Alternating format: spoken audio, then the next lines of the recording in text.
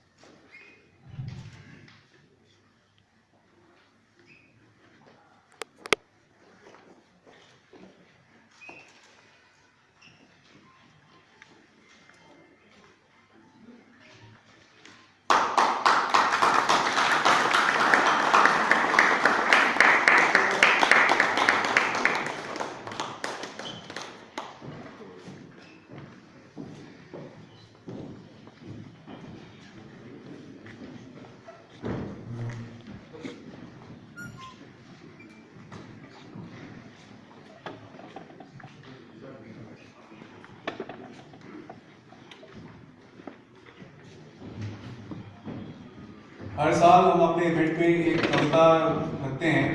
रामधारी दिनकर जी की कविता हर साल इस्तेमाल करते हैं। ऐसा हो ही नहीं सकता कि इस इवेंट में ना रहे। कुछ शब्द हैं जो मैं बयान करना चाहता हूँ आप सबके सामने।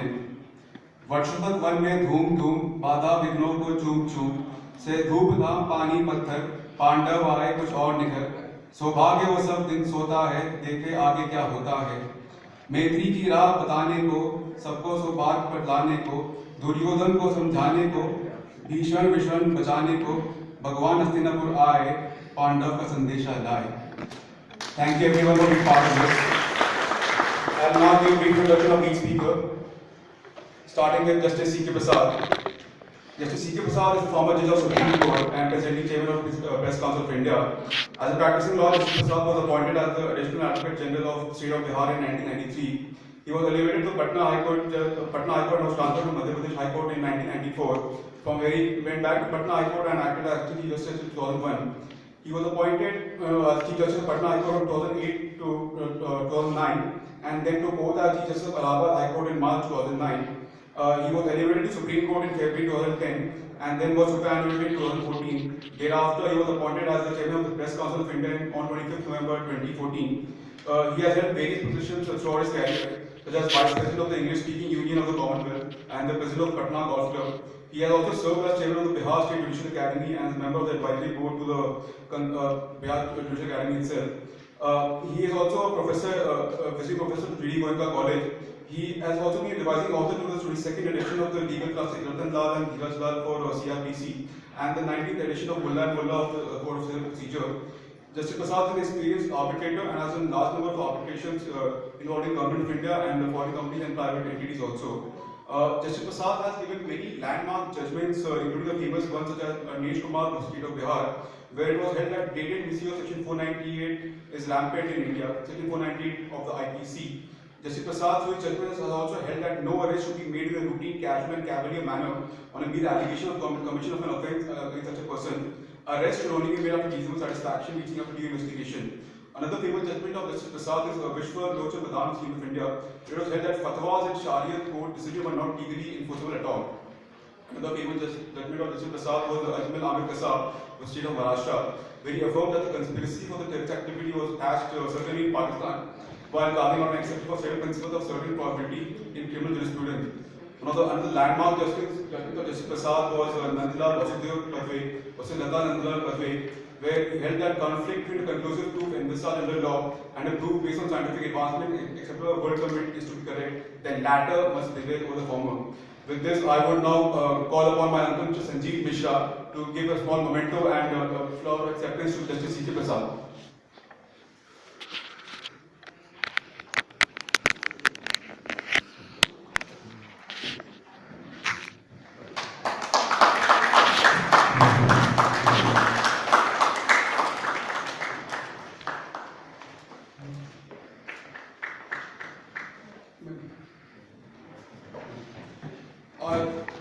Ms. Megha Chaturvedi is one of the guest speakers. She's a member of parliament from Shiv Sena. She has been deputy leader and she's a person of the party. With a brief introduction, we start with Mr. Chaturvedi. She was a scholarship program for the Goldman Sachs for women entrepreneurs. She regularly contributes to opinion columns in various newspapers and online portals and websites. She was nominated participant in Observer Research Program and the Zeitstone Program. She has been honored with award for being on top 50 inspirational women in Maharashtra in the Women's Leadership Symposium and Chitralekha Radio Women of the Year title. She has been conferred with Iconic Women Award by the Women's Economic Forum and was also invited by Hamburg by the prestigious Zeitstone to speak and about women in leadership roles. She has been named among the various top 10 upcoming Indian women politicians by a leading Indian website and has visited Australia as a member of the AIYD delegation for Better India-Australia Ties, Qatar to attend biannual event, and Qatar by the Qatar Foundation, to Stockholm as a member of the think tank delegation for India Trilateral Forum, apart from many other foreign countries. She is also a member of the Commerce Committee and a member of the Consultative Committee on External Affairs. She's also in the advisory board of Female First Foundation, a women advocacy group of working to bring more women participation in leadership roles, and also the Kautilya School of Public Policy based in Hyderabad. I call upon my sister Radhika Mishra to give a token of memento and a small appreciation by floral contribution to Ms. Priyanka Chaturvedi.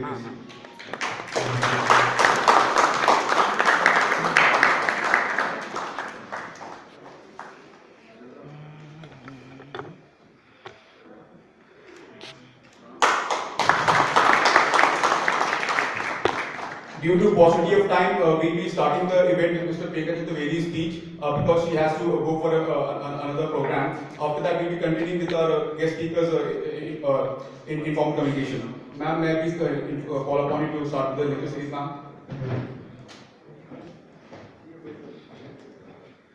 Firstly, my apologies. सबसे माफी मांग रही हूँ। सबसे पहले कि इजाजत ले रही हूँ। बजट आ चुका है तो टीवी डिबेट्स भी काफी सारी है। Firstly, thank you so much, Varalika ji, Vaibhav ji, for inviting me to speak at this event, and all your family members. ये मेरे लिए बहुत ही महत्वपूर्ण बात है कि मैं इस सभा में आप सबको संबोधित कर रही हूँ और ऐसे शख्स के बारे में बात करने वाली हूँ जिन्होंने देश के लिए सेवा ही नहीं की, हमारे देश की आज़ादी की लड़ाई ही नहीं लड़ी, पर हमारे देश के लिए अपना बलिदान भी दिया। ललित नारायण मिश्रा जी, जब मुझे वैभव जी ने आकर बताया कि उनके बारे में आपको बात करनी है, मैं मानती हूँ ये बहुत कम ऐसे शख्स होते हैं जो देश के लिए बलिदान तो देते हैं, पर 40 साल इंतजार करते हैं कि कहीं ना कहीं जो इसके पीछे राज छुपे हैं, जो कारणवश उनका बलिदान हुआ है, उसका निवारण और सल्यूशन और न्याय पाए।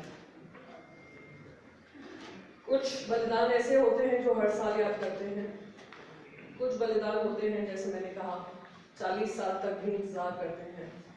ये ऐसे वो शख्स हैं जिन्होंने निस्वार्थ सेवा कर बिहार के लिए ही नहीं, देश को प्रगति की ओर आगे बढ़ाया है। ये ऐसे शख्स हैं जिन्होंने बगैर किसी परिवार के समर्थन के आए हुए, किसी परिवार एक फेमस फैमिली से आए हुए, देश के लिए अपनी जी जान लगा दी। 1942 में क्विट इंडिया मूवमेंट के दौरान उनको अरेस्ट भी किया गया और उसके बाद उन्होंने अपनी राजनीति में अपना सफर शुरू किया। 3 बार लोकसभा में रहे, 2 बार राज्यसभा में रहे और 4 जो बहुत मुख्य स्तंभ होते हैं देश के लिए, फाइनेंस हो, एक्सटर्नल अफेयर्स हो, फॉरेन ट्रेड, आपका होम हो और आपका फाइनेंस हो, चारों ही उन्होंने संभाला है। और मुझे तो इस बात का गर्व भी है कि आने वाले जो देश के प्रधानमंत्री, जो देश के जाने माने इकोनॉमिस्ट रहे हैं, जिन्होंने लिबरलाइजेशन का मूवमेंट शुरू किया, उनको ढूंढने में भी ललित नारायण मिश्रा जी का हाथ रहा है, डॉक्टर मनमोहन सिंह जी। ऐसे लोगों के लिए आगे बढ़कर, देश की उन्नति को ही ध्यान में रखकर, सबके साथ आगे रखकर और सबका अधिकार आगे रखकर उन्होंने अपने कदम बढ़ाए। और जब आखिरी दिन भी था, जिस दिन उन्होंने आखिरी सांस भरी है, वो भी बिहार की जनता की सेवा में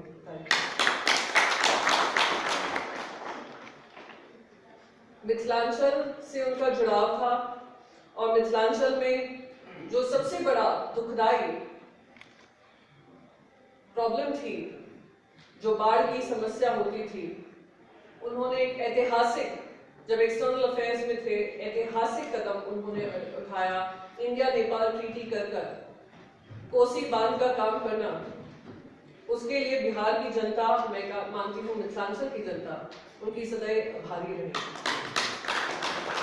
और आज दुख होता है जब अभी कुछ ही दिन पहले बिहार में चुनाव हुआ था, मिथिलांचल के बारे में जब बात होती है, मिथिलांचल को कहा जाता है कि डेवलपमेंट में सबसे पीछे रह गया है, तो बहुत सारे लोग अपने आप में सोचते होंगे कि अगर आज ललित बाबू हमारे बीच में होते, शायद मिथिलांचल की यह हालत नहीं है।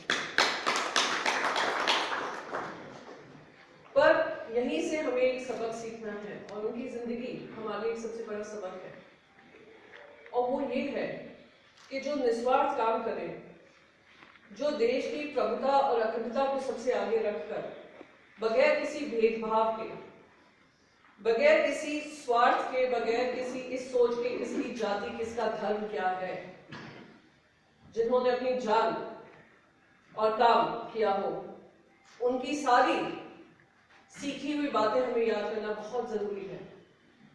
मैं तो शायद ही नहीं, मैं पैदा ही नहीं हुई थी, और उनकी जिंदगी का एक हिस्सा पहलू पढ़कर मैं खुद भी खुश हुई थी कि आज मैं भी शायद एक ऐसे ही परिवार से आई, जो ऐसी सोच से आई कि मुझे कुछ आगे बढ़कर देश के लिए काम करना है। और ऐसे हमारे हीरोज हैं, ललित नारायण मिश्रा जी जैसे, जो हमें आगे देश की सेवा करने का मौका देते हैं और एक एग्जाम्पल बनकर सामने खड़े हुए हैं कि अगर जिंदगी जीनी है तो किस प्रकार से जीनी है, किस तरीके से जीनी है, और आखिरी दम तक इस देश के लिए जीनी है।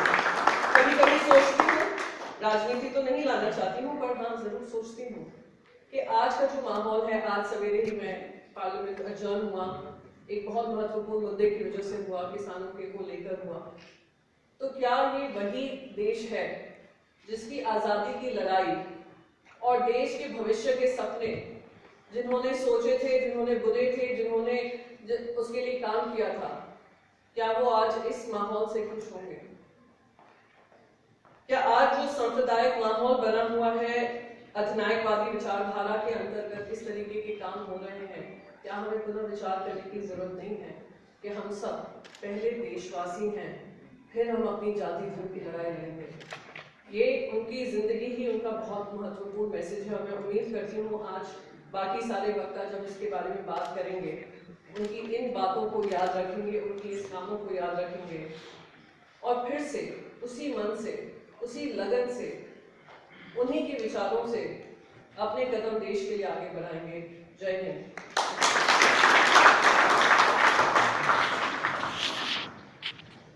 Thank you, ma'am. Thank you so much for your contribution in this event, ma'am, and thank you for your lovely speech. I'm sure it will be reckoned all around, not only in the at the club, but all over the city and the country, what you said here, ma'am. Thank you so much for your contribution here, ma'am. No problem. May I have a big round of applause for Ms. Priyanka Chaturvedi, please?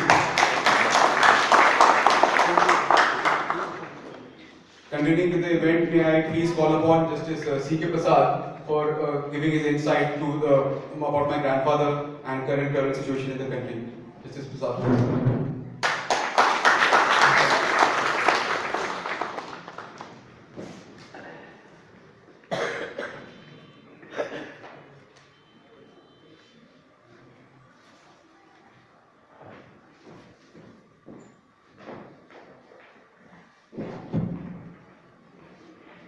Mr. Vardhan Azad, Mr. Neeraj Shekhar, Mr. Dubey, family members of Lalit Babu, distinguished guests, ladies and gentlemen, I am grateful to the organizers for inviting me to participate on the occasion of the 98th birth anniversary of Lalit Narayan Mishra, popularly known as Lalit Babu. Ordinarily, a writer dedicates his book to a person either dead or living It may be one's wife, son, daughter, or a friend, but the former President of India, late Pranab Mukherjee, dedicated his autobiography, The Presidential Years, to India's democracy.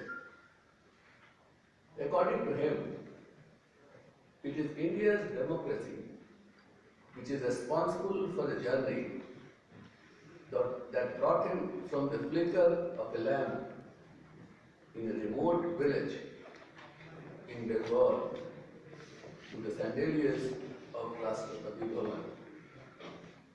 This is equally true for Lalit Narayan Mishra. Born in a remote village in the district of Supaul, in the state of Bihar, he traveled to the seat of power, the capital of the country, and rose to the position of a parliamentary secretary at a young age of 34 years in 1957 and a cabinet minister for railways in 1973. His contribution as a railway minister, every Indian fondly remembers. He gave to this country long-distance train and brought to the notice of the world the spectacular Mithila paintings. At a young age, I witnessed these paintings on every coach of Jayanti Janata Express passing through the length and breadth of the country.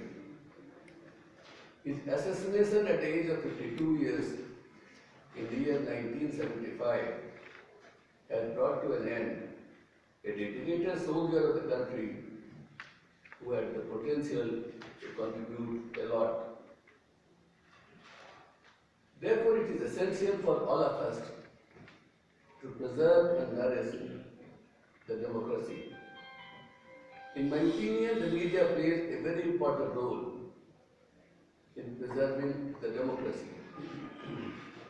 Edmund Burke was a member of the House of Commons who described the media as the fourth state of democratic society in a parliamentary debate in the House of Commons for the first time in 1787. It is rooted in all the democracies of the world. Until the turn of the century, few select professionals trained in the art of news reporting held the field.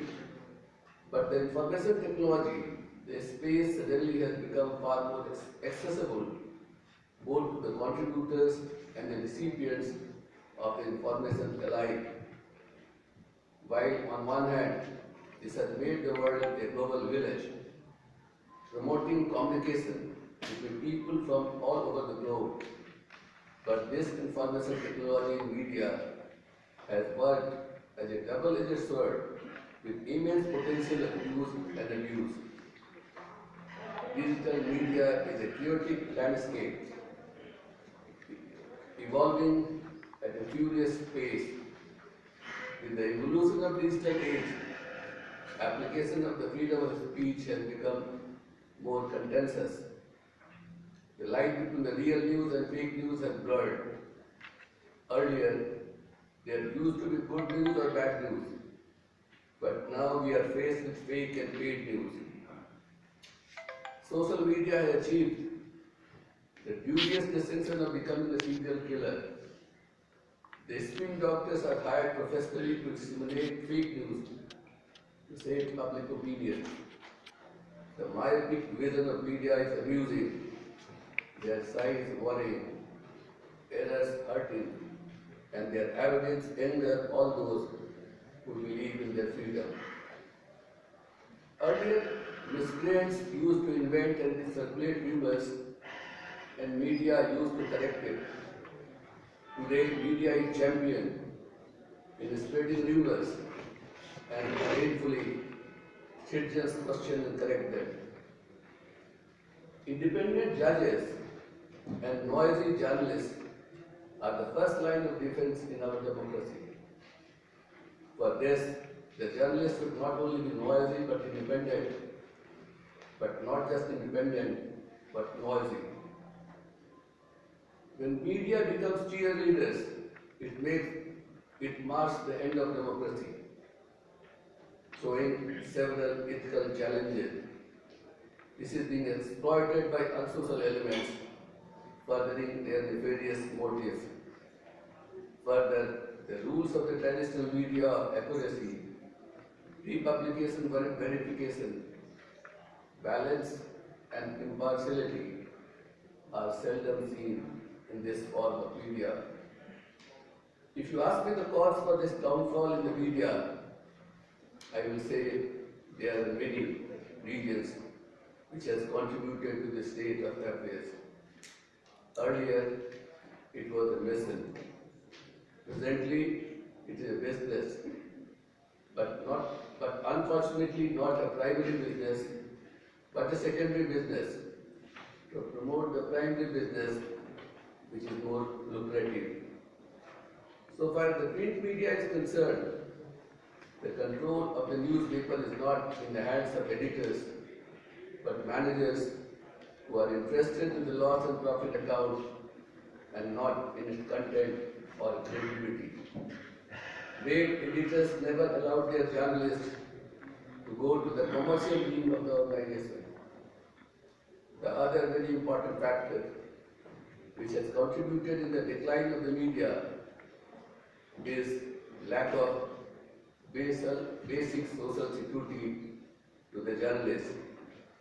If one is not financially independent, it is difficult for him to take an independent view on contentious issues. Hunger compels us to bear insult and contempt. It is unfortunate that people who talk about the human rights of everyone, be a patient, a prisoner, or a farmer, but people do not talk about the human rights of a journalist. It is one of the horrors of my life when I came to know that many of the journalists are not paid a single penny by the organization for whom they work, but left to feed themselves by whatever means they desire, and many a times it is not honest. During my visit to a state, a journalist met me. He was working for a newspaper which claims to be amongst the largest circulating newspaper of the country, and he said that he is paid to be 10 a story and cannot send more than 3 stories a day. If all these stories are published, he gets a sum of ₹30 per day. On a rough calculation, his monthly income is about 900. Can you expect him to be an independent and impartial journalist while reporting? Unfortunately, the plight of the media worker does not find any space in any form of media. Therefore, the civil society must speak for them to preserve their independence. The Press Council of India entertains grievances against the print media, but I must tell you that the numbers are much less than that of the complaints received against the news channels. As the Press Council of India has jurisdiction only over the print media, no action is possible to be taken against the news channels. Print media has a body like the Press Council of India to oversee the independence and freedom of all the journalists and their ethical standards and those of the newspapers. Self-regulation by electronic channels has not worked. I do not find any reason as to why there is no self-regulatory body for the electronic media. It is high time that an independent body like the Press Council of India is consulted for all other media. I am grateful to all of you for giving me a patient hearing. Thank you. Thank you very much.